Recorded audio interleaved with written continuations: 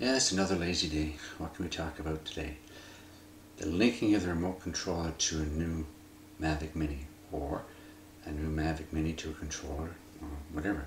They're bound at the factory. The controllers and the aircraft are bound at the factory, but if you get a replacement, they're not bound.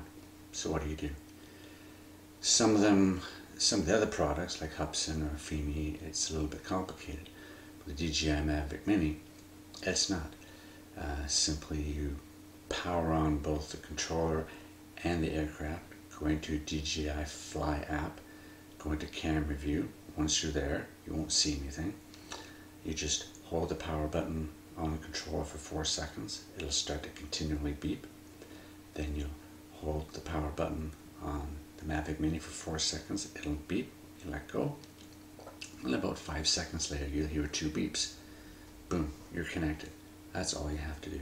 So if you either get a replacement drone or a replacement controller, that's how you bind them. Pretty simple, takes about 10 seconds and you're done. And that's all I want to talk about today. It's snowing, it's cold, it's miserable, can't do anything outside, so I just thought I'd do this quick shot. Thanks for watching. Talk to you later.